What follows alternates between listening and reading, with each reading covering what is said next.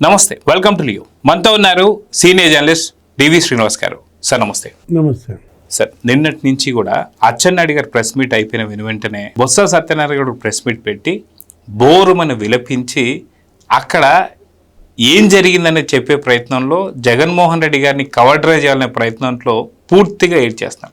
గతంలో కూడా మనం చూస్తే కౌన్సిల్లో కూడా ఏదైతే శాసన మండలిలో కూడా జగన్మోహన్ రెడ్డిని కాపాడడానికి కోసం అని చెప్పేసి భయంకరంగా పరితపించి హాస్పిటల్ పాలైనటువంటి పరిస్థితి కూడా చూసాం. సత్యనారాయణ గారు ఎందుకు ఏడ్చారు అంటే ఎన్నో విభిన్నమైన కథనాలు వినిపిస్తున్నాయి. మీరేం చెప్తారు? ఏదో యాడ్ గుర్తొస్తాను, పాప ఏడ్చింది. వుడ్వర్డ్స్ పట్టండి. అంటే ఇప్పుడు ఒకటి, బొత్స సత్యనారాయణ అసలు అది ఏడ్చే సందర్భమా? అసలు ఆయన ఎందుకు ప్రెస్ మీట్ పెట్టారు? ఇప్పుడు అచ్చెన్నాయుడు వ్యాఖ్యలు, అచ్చెన్నాయుడు బొత్స సత్యనారాయణ టార్గెట్ చేయలేదు. అచ్చెన్నాయుడు టార్గెట్ చేసింది ఎవరిని? జగన్మోహన్ రెడ్డిని. జగన్మోహన్ రెడ్డి మైండ్ సెట్ ఇవాళ దేశవ్యాప్తంగా దాని మీద చర్చ సాగుతుంది. అసలు ఏంటి అతని మైండ్ సెట్ ఏంటి? అసలు ఎందుకు అతను ఈ విధంగా అటు ఇటు ఏంటి మడమ తిప్పటం, మాట తప్పడం, ఒక పాలసీ లేదు, ఒక స్టాండ్ లేదు. ఇప్పుడు ఆయన ఏంటి, ఇప్పుడు వరుస పెట్టి కొన్ని అంశాలు చెప్పాడు జగన్మోహన్ రెడ్డి. ఏది ఆ రోజు రాజశేఖర్ రెడ్డి దుర్మరణం, హెలికాప్టర్ ప్రమాదం, ఎవరు దాని ఎండ్ బెనిఫిషియరీ? జగన్మోహన్ రెడ్డి. ఎట్లా? ఆ సానుభూతి ఓట్ల కోసం పార్టీ పెట్టాడు. తండ్రి మరణం సానుభూతి కోసం ఏంటి 63-65 సీట్లు వచ్చాయి. తల్లి కన్నీళ్ళు, చెల్లి పాదయాత్ర, లేకపోతే చిన్నాన్న గురించి కూడా మాట్లాడాడు అచ్చెన్నాయుడు. దాని ఎండ్ బెనిఫిషియరీ ఎవరు? ఇప్పుడు చిన్నాన్నని తెలుగుదేశం చంపించింది అని చంద్రబాబు చేతిలో కత్తి పెట్టాడు. బీటెక్ రవి, ఆదినారాయణ రెడ్డి మీద ఆరోపణలు చేశారు. ఆ సానుభూతి, ఆ రోజు ఆ ప్రసంగాలు కూడా మీరు వినే ఉంటారు. మా తాతను చంపారు, మా నాన్న చంపారు, మా బాబాయిని చంపారు అంటూ అతను కూడా మరి ప్రజలు ఆ విధంగా ఓట్లు పొంది ముఖ్యమంత్రి అయ్యాడు. ఈ వరుస పెట్టి ఈ అంశాలన్నీ చెబుతూ ఆ రోజు ఏది రాజశేఖర్ రెడ్డి ఆ దుర్మరణం, అసలు అది చనిపోయాడో లేదో తెలియకుండానే ఇతని సంతకాల సేకరణ. అసలు ఈయన వేరే రాష్ట్రంలో ఉన్నాడు ఆ సమయంలో అన్నారు. ఏది రాజశేఖర రెడ్డి హెలికాప్టర్ గల్లంత అయినప్పుడు జగన్మోహన్ రెడ్డి వేరే రాష్ట్రంలో ఉన్నాడు. దాని మీద కూడా బొత్స ఏడుస్తూ ఏమంటాడు, నీకు తెలుసా వేరే రాష్ట్రంలో ఉన్నాడా? అతనికి అటుపక్క నేను, ఇటుపక్క నా భార్య, ఇద్దరం కలిపి తీసుకొచ్చాము. అంటే బొత్స సత్యనారాయణ అప్పట్లో ఎన్నికల అప్పుడు ప్రచారంలో చేసిన మాటలు, పబ్లిక్ డయాస్ మీద ఏమన్నాడు? రాజశేఖర రెడ్డి మరణంపై మాకు అనుమానాలు ఉన్నాయి, దాని వెనక జగన్మోహన్ రెడ్డి హస్తం ఉంది. అతనికి సన్నిహితుడైన బ్రహ్మానంద రెడ్డిని ఏవియేషన్ కార్పొరేషన్కి పెట్టాడు. తండ్రి మీద ఒత్తిడి చేసి బ్రహ్మానంద రెడ్డిని ఆ పోస్టులో నియమించాడు. దీనిపై విచారణ జరిపించాలని డిమాండ్ చేస్తున్నా అన్నాడు. మీరు చూసే ఉంటారు, ఇప్పుడు కూడా ఆ స్పీచ్ బొత్స సత్యనారాయణది వైరల్ అవుతారు. ఇప్పుడు బొత్స ఏడ్చాడు, ధర్మానం కూడా ఏడ్చాడా? కన్నబాబు కూడా ఏడ్చాడా? ఎందుకంటే ధర్మాన ప్రసాదరావు వీడియో కూడా వైరల్ అవుతాం.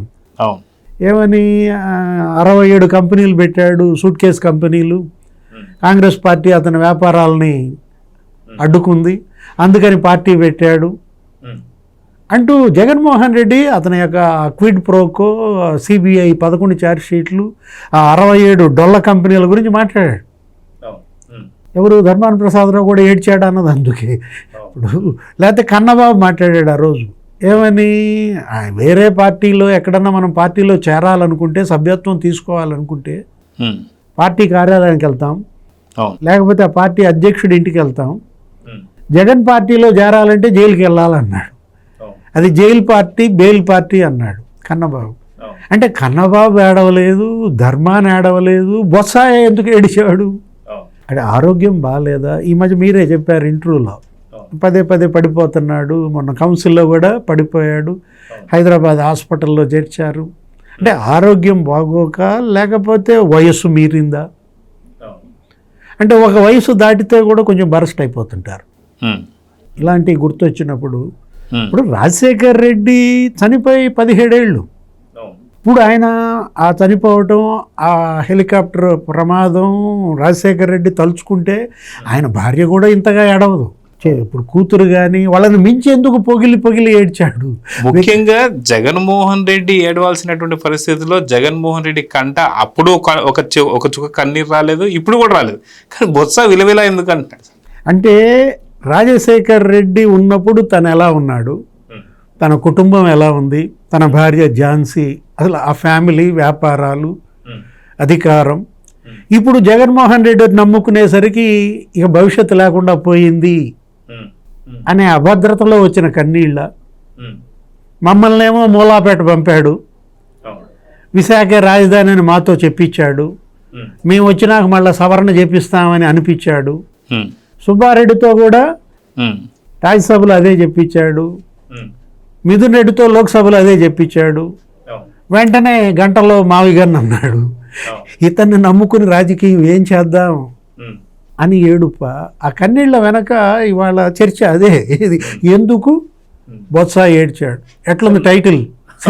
సినిమాకు బాగా సరిపోద్దా? నాకు ఇక్కడ ఇంకొక డౌట్ వస్తుంది సార్. ఏదైతే తండ్రి చావుతో పార్టీని పెట్టుకున్నాడు, బాబాయ్ చావుతో ముఖ్యమంత్రి అయ్యాడు, కరెక్ట్గా ఇవి రెండే అయిపోగానే మళ్ళీ ఇంకొకసారి ముఖ్యమంత్రి అవడానికి 2024 ఎన్నికల టైంకి తల్లి ఇక్కడ లేకుండా విదేశాలకు వెళ్ళిపోయింది. సో ఈసారి బొత్స సత్యనారాయణ బలిగొండబోతున్నాడా? అందుకే బొత్స ముందే గుర్తించి ఏడుస్తున్నాడా? ఎందుకంటే గత ఎన్నికల ప్రచారాల్లో కూడా తండ్రి సమానులు అని చెప్పేసి అన్నారు కాబట్టి బొత్సకి భయం పట్టుకుందంటే ఏం చెప్తారు? అంటే జగన్ భయంతో వచ్చిన ఏడుప. అంటే బాత్రూమ్ గుర్తొచ్చిందా? అంటే ఇవాళ బొత్స కుటుంబం మొత్తం ఉత్తరాంధ్ర. ఇప్పుడు ఏంటి అసలు మొత్తం వాళ్ళు ఒడిసి పట్టారు. ఏది అసలు విజయనగరం జిల్లాలో వాళ్ళకు ఒక 5-6 సీట్లు ఇవ్వాలి. మధ్య శ్రీనివాసరావు మేనల్లుడు, అప్పల్ నరసయ్య తమ్ముడు, ఝాన్సీ మేడం, మొత్తం అక్కడ అతని బంధువులు కావచ్చు, అతని మేనల్లుళ్ళు కావచ్చు. ఇప్పుడు నువ్వు ఇప్పుడు ఈరోజు ఏడుస్తూ ఏమన్నావు? వైఎస్ఆర్తో తనకున్న అనుబంధం అనేది అన్నాడు.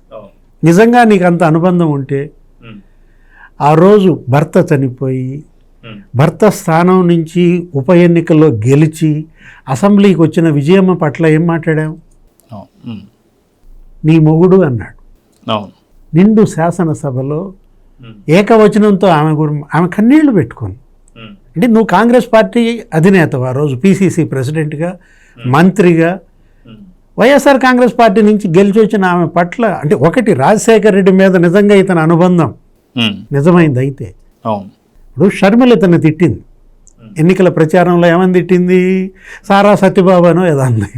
అంటే వీళ్ళకి సారా ఆయనే చెప్పాడు, మాకు 5 జిల్లాల్లో మా కాంట్రాక్టులు ఉన్నాయి, నా కుటుంబ సభ్యులంతా ఈ వ్యాపారమే చేస్తాడు. అప్పట్లో ఏదో పెద్ద విచారణ జరిగింది, ఏసీబీ విచారణ కూడా జరిగింది. ఎవరో ఒకడు ఉంటాడు శ్రీనివాసరెడ్డి అని, దగ్గర అరెస్ట్ దాకా వెళ్ళింది, ఏదో ఆగింది, మొత్తానికి కాళ్ళు గడ్డాలు పట్టుకుని బయటపడ్డాడు. సారా సత్యబాబు అని ఆమె అన్నందుకు ఇతను షర్మిలను ఏమన్నాడు? మీ నాన్న బ్రాందీ ముట్టకుండా ఏ రోజన్నా పడుకున్నాడా అన్నా. అంటే రాజశేఖర రెడ్డి బ్రాందీ తాగందే నిద్రపోడు అని చెప్పింది ఎవరు లోకానికి? అనుబంధమా? రాజశేఖర రెడ్డితో తన అనుబంధాన్ని తెలుసుకుని ఏడవటం, విజయమ్మని అసెంబ్లీలో అవమానించినప్పుడు ఏడుపు ఏడిస్తే, షర్మిలని ఆమె తండ్రిని బ్రాందీ తాగుతాడని చెప్పిన రోజు ఏడిస్తే, తిట్టింది మొన్న కూడా షర్మిల ఏమని, నీకు సిగ్గుందా అన్నా అంటూ జగన్మోహన్ రెడ్డిని ఉద్దేశించి నీకు ఉరిశిక్ష అయ్యాలన్నాడు. ఇదే బొత్స సత్యనారాయణ జగన్మోహన్ రెడ్డికి ఉరిశిక్ష వేయాలన్నాడని చెప్పింది ఎవరు? షర్మిలే. అంటే ఆ తండ్రి సమానుడు అన్న రోజు ఆమె ఇవన్నీ మొత్తం ఎత్తింది మళ్ళీ ఇంకోసారి. ఇవాళ బొత్స సత్యనారాయణ ఏడుపు, ఆ కన్నీళ్ళు మనం కూడా బాధపడుతున్నాం. ఎందుకంటే ఆయన చాలా సుదీర్ఘకాలం రాజకీయ నాయకుడిగా ఉన్నాడు. రాజ్యసభ తప్ప అన్ని సభలు పనిచేశాడు. ఆయన భార్య కూడా పనిచేసింది లోక్సభ సభ్యురాలుగా. అయితే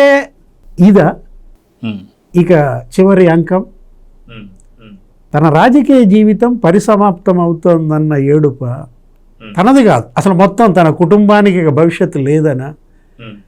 మీరే ఓ ప్రాంతీయ పార్టీ పెట్టుకోవచ్చు. 5 సీట్లు నీ కుటుంబంలో వేరే వాడి దగ్గర బీఫామ్ తీసుకునే బదులు నువ్వే మొత్తం అందరికీ బీఫామ్ ఇచ్చేటట్టుగా ఓ ప్రాంతీయ పార్టీ పెట్టే అంత పలుకుబడి ఉంది, సంపద ఉంది, ధైర్యం చాలటం లేదా? అంటే బాత్రూమ్ గుర్తొచ్చి ఏడుప. ఏదైనా ఇదే ఇవాళ హాట్ టాపిక్ ఏంటి? కన్నప్ప ఆడెవరు కట్టప్ప ఎందుకు చంపాడనే దానికన్నా బొత్స ఎందుకు ఏడ్చాడు అనే దానిపై సో చూద్దాం సార్. ఖచ్చితంగా మీరు అన్నట్టుగా దేని గురించి ఏడ్చారనే దానిపై నిజంగా ఇప్పుడు మాదిగని పక్కన పెట్టి మరి దీని గురించి చర్చించుకుంటున్నారు. సో చూద్దాం ఏం జరగబోతుందో. నమస్తే sir. Please subscribe to Leo News for more videos.